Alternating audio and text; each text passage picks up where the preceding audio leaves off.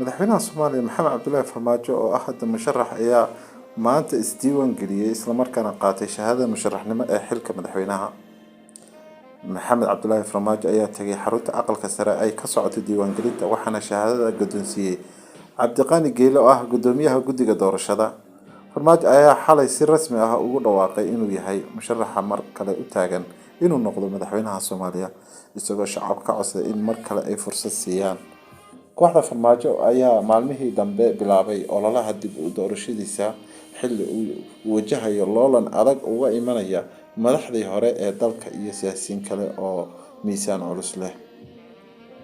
Isdiiwaangelinta iyo qabashada musharaxnimada madaxweyne ayaa maalintii labaad oo xiriir ah ka socota magaalada Muqdisho iyadoo ay isdiiwaangeliyeen in ka badan 30 xildhibaan.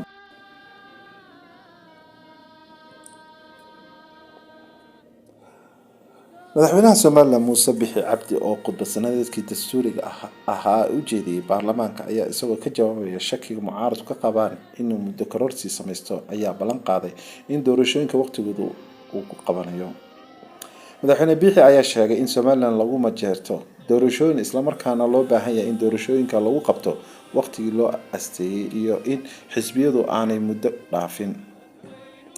Soomaaliland waxaa lagu majeertaa doorashooyin xor iyo xalaal ah taasina waxay inooga baahan tahay in doorashooyinku ku qabsoomaan waqtigii loo asteeyay in xisbiyada qaranka oo ah hilinka muwaadiniintu u marayaan xaqiijinta hankooda siyaasadeed oo ay noqdaan kuwo ku dhisan sharci oo aan muddo dhaafin ayuu yiri Muuse Bixi. madaxweynaha ayaa sheegay in loo baahan yahay in talo laga yeesho sidii loo maareyn lahaa doorashada madaxtooyada iyo doorashada ururada siyaasadda oo labaduba ku astaysan in ay qabsoomaan dhamaadka sanadkan.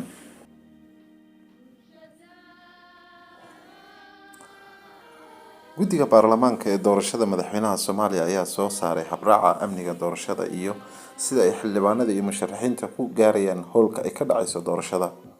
guddiga ayaa sheegay in la diyaariyay 3 albaab oo ay ka geli doonaan marti sharafta musharaxiinta xildhibaanada labada aqal iyo marti sharafta ajnabiga waxaana albaabada laga galayo kala yihiin Marina Gate oo ah iyo Main Gate iyo Medina Gate. dhammaan musharaxiinta ayaa loo asteeyay inay soo galaan albaabka Medina Gate halkaas ay ka soo tagayaan gawaaridooda dagaalka ciidanka iyo kuwa kale waxaana halkaasi ka qaadi doona basas PAP ah oo loo diyaariyay.